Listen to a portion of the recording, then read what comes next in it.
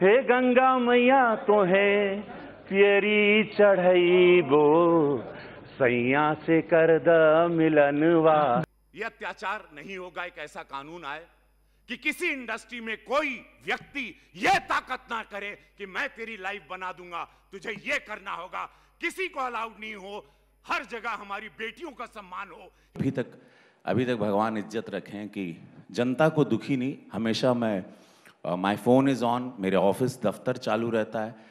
वो किसी का ट्रांसफार्मर जल गया भैया, किसी की मोटरसाइकिल चोरी हो गई से लेके सड़क से किसी का नाली बनवाना है, वो everything I am there, I am ready, I am there for them, मैं खड़ा हूँ।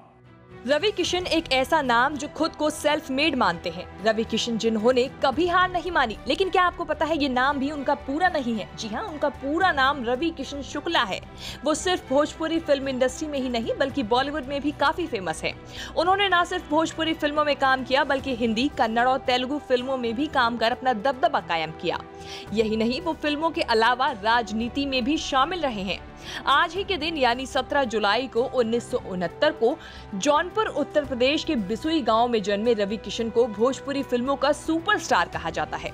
उनके बर्थडे के मौके पर हम आपको बताएंगे उनसे जुड़ी कुछ ऐसी कहानियों के बारे में जिनके बारे में शायद ही आपको पता हो।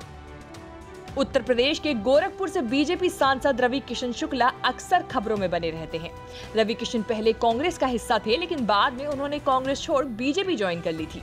हाल ही में वो यूपी के नंबर 1 सांसद बनकर भी सुर्खियां बटोर चुके हैं। इसके लिए उन्होंने देश में 24वां और उत्तर प्रदेश में पहला स्थान हासिल किया था। संसद में सवाल पूछने के मामले में नंबर 1 बने रवि किशन शुक्ला जनता की समस्याओं को हल करने के मामले में भी कभी पीछे नहीं हटते। 2 साल पहले आज तक एजेंडा में भी उन्होंने ये बात सामने रखी थी। सुनिए उन्होंने क्या कहा।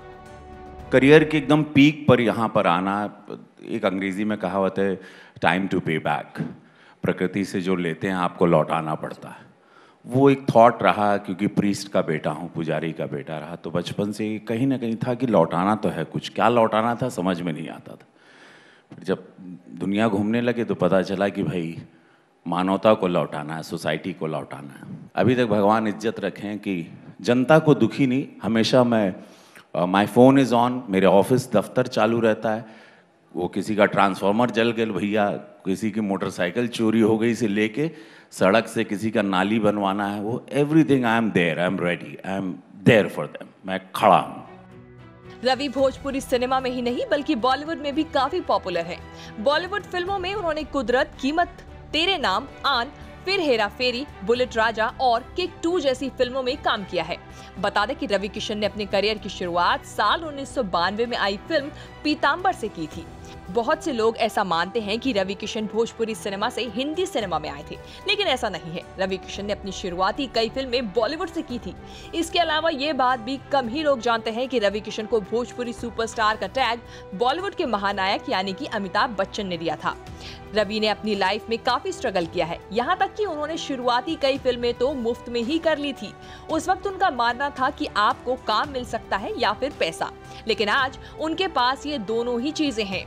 फिल्मों में नाम कमाने के साथ विवादों में भी उनका नाम काफी रहा है। पिछले साल डायरेक्टर अनुराग कश्यप पर पायल घोष एक्ट्रेस ने सेक्सुअल हैरेसमेंट के आरोप लगाए थे। इस पर रवि किशन ने संसद में बिना उनका नाम लिए इंडस्ट्री में लड़कियों के साथ होने वाली ऐसी घटनाओं को रोकने की बात कही थी। यह अत्याचार नहीं होगा, एक ऐसा कानून आए कि किसी इंडस्ट्री में कोई व्यक्ति यह ताकत ना करे कि मैं तेरी लाइफ बना दूंगा, तुझे यह करना होगा, किसी को अलाउड नहीं हो, हर जगह हमारी बेटियों का सम्मान हो। इसके अलावा जया बच्चन ने भी रवि किशन पर निशाना साधा था और एक उनके बयान पर कहा था कि जिस थाली में खाते हैं उसी में छेद करते हैं। Really embarrassed and ashamed that yesterday one of our members in the Lok Sabha spoke who is from the industry against, I'm not taking a name, against the film industry. It's a shame. जिस थाली में खाते हैं उसमें छेद करते हैं, गलत बात है। I need the protection, the industry needs the protection and support of the government. वहीं रवि पर पिछली साल ही अनुराग कश्यप ने गांजा पीने के भी आरोप लगाए थे। एक बयान में उन्होंने कहा था, रवि किशन को मैं बहुत समय से जानता हूं, वो मेरे दोस्त हैं। उन्होंने मेरी फिल्म में काम भी किया है। रवि किशन अपने दिन की शुरुआत जय शिव शंकर, जय बम भोले, जय शिव शंभू कहकर करते हैं। एक समय ऐसा था जब वो भी गांजा पिया करते थे। इस बारे में सब जानते हैं। ऐसा कोई इंसान नहीं जो ना जानता हो कि रवि किशन गांजा पिया करते थे। उन्होंने अब छोड़ दिया होगा क्योंकि अब वो मंत्री बन गए हैं। इसके बाद अनुराग के इस बयान पर रवि ने दुख जाहिर किया था कि वो उनके बारे में ऐसा कैसे सोच सकते हैं। वहीं रवि किशन ने भोजपुरी लैंग्वेज को सपोर्ट करने के लिए संसद में गाना तक गाया था और सरकार से अनुरोध किया था कि भोजपुरी भाषा को 8वीं अनुसूची में लाया जाए। एक इंटरव्यू में रवि किशन ने बताया था कि वो एक गरीब परिवार में जन्मे और पले बड़े हैं। रवि 5 भाई बहनों में सबसे छोटे हैं। गाँव में एक मिट्टी के बने घर में पूरा परिवार रहा करता था। उन्होंने ये भी बताया था कि उनके पिता ने उन्हें सेक्स वर्कर बनने से बचाया था। इस इंटरव्यू में उन्होंने बताया कि वो रामलीला का भी हिस्सा हुआ करते थे, जहां वो सीता का रोल प्ले किया करते थे और अक्सर पिता से इस बात के लिए मार भी खाते थे। लेकिन रवि के सर पर एक्टिंग का भूत सवार रहता था, इसीलिए महिला बनने से भी वो कभी पीछे नहीं हटते थे।